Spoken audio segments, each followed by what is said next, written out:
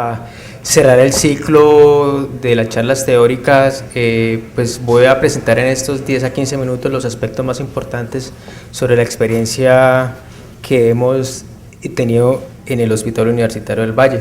Como introducción, pues ya a lo largo de toda esta charla hemos visto que las lesiones iatrogénicas de la vía biliar son poco frecuentes, pero cuando se ocasionan son serias, ya que tienen una alta morbilidad y pues muchas veces pueden tener una mortalidad secundaria pues a sus complicaciones que pueden tener. Ya hemos hablado teóricamente que cuando uno hace una colistectomía abierta uno puede tener el riesgo de 0.2% de tener una lesión iatrogénica de la vía biliar. Si uno la hace básicamente por la paroscopia, el riesgo aumenta pues a 0.5% de tener el riesgo de lesionar la vía biliar. En cuanto a la experiencia del hospital, se han hecho dos series en el hospital. Una serie que va desde el 2000 al 2008, documentada por el doctor Viejo. Desafortunadamente, el hospital tiene un gran problema con respecto a la parte de estadística y archivo, y hay un número de porcentaje de casos y de historias clínicas que no aparecen. Desafortunadamente apenas pude documentar 17 casos. Era lo que yo le comentaba al doctor Viejo esta mañana, que es una obligación mía seguir trabajando en ese archivo para poder tratar de documentar el resto de la serie del doctor Viejo, que tiene básicamente hasta el 2008. Ya a partir del 2009 hasta el 2013 se han operado 48 casos en el Hospital Universitario del Valle, de los cuales en total son 65 pacientes en un periodo, en este periodo mayores de 13 años con una edad que oscila entre 20 y 72 años. Los criterios de exclusión que se han tenido básicamente son aquellos pacientes que tienen trauma o lesión de vía biliar por trauma. El Hospital Universitario del Valle, como ustedes saben, es un hospital de centro de referencia de trauma y llega pues la gran mayoría de los pacientes que tienen trauma hepático penetrante complejo. Entonces hay una serie pequeña de pacientes que han tenido lesiones de vía biliar por trauma. Estos casos no se metieron aquí debido a que el problema de la vía biliar en el día de hoy lo estamos tratando es básicamente por una lesión iatrogénica. De estos 65 casos,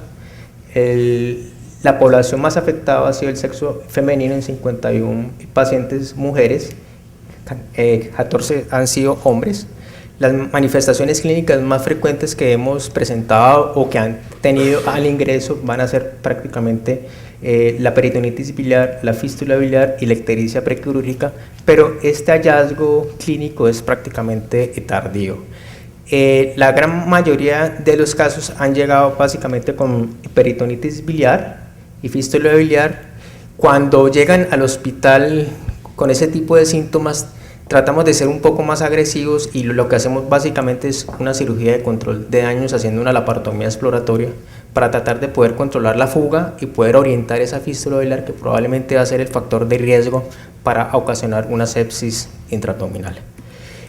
En cuanto a los estudios que hemos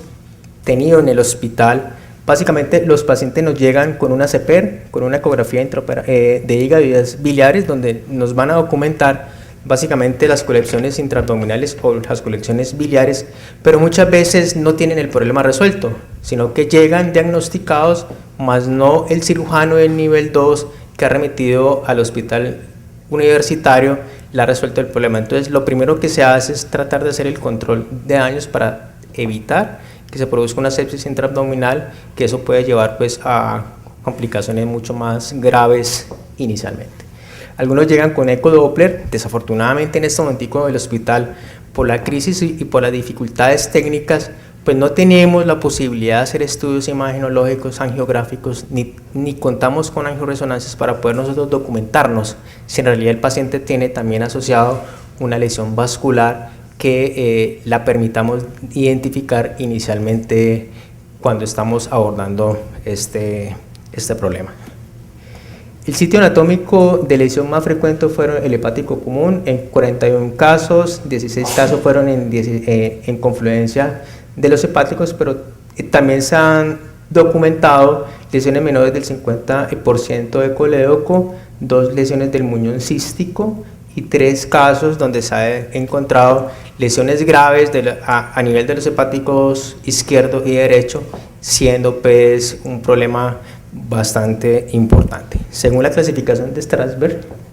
la lesión más común fue la E2 en 29 casos, seguida la E3 en 16 y seguida en E1 en 12, la lesión E3, E4, pues que fueron la sección de ambos conductos. Apenas hasta ahora hemos tenido 3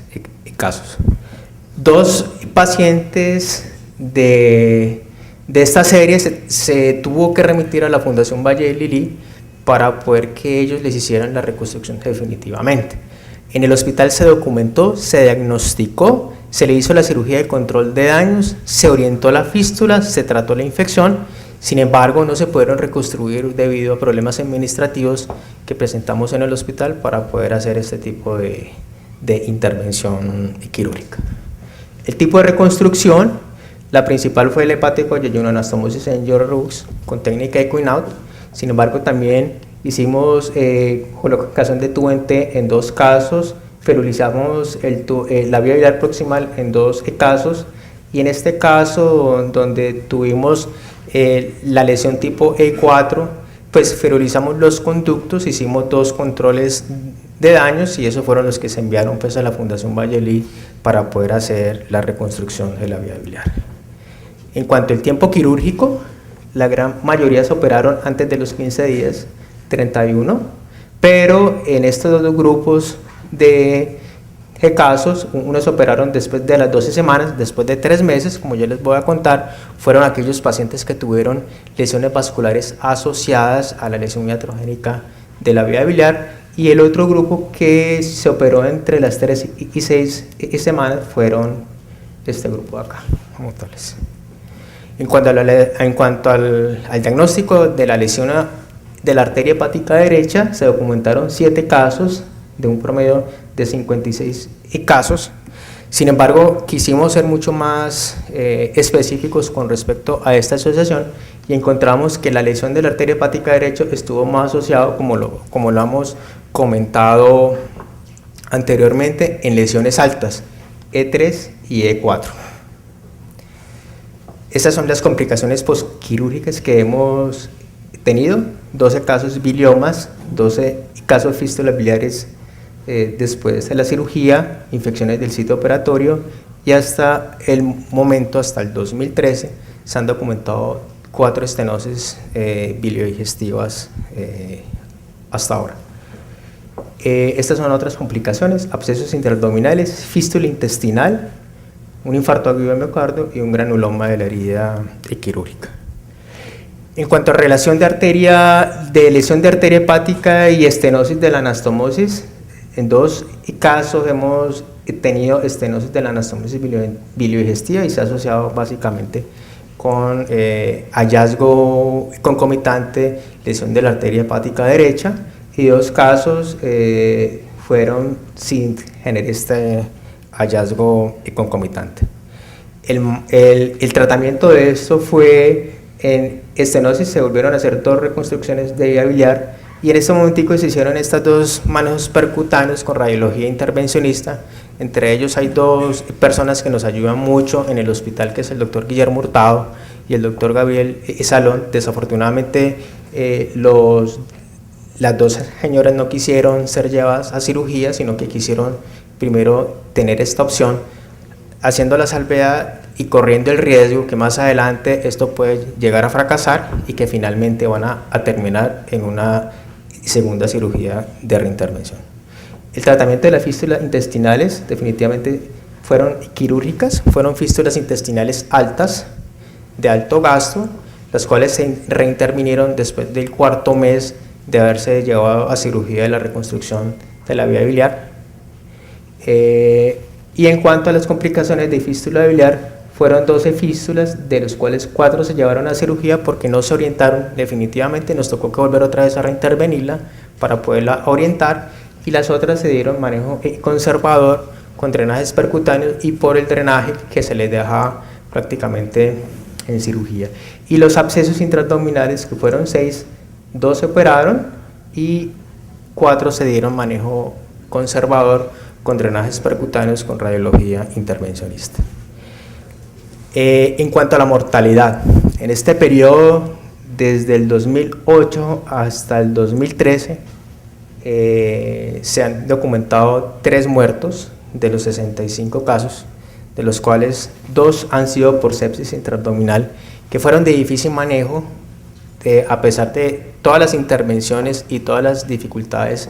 que se presentan en el hospital, y hubo una muerte por un infarto agudo de miocardio de un señor de 60 años que tuvo una lesión iatrogénica de la vía biliar, se llevó a cirugía y a las 72 horas hizo un infarto agudo de miocardio por un shock hipovolémico. Muchísimas gracias.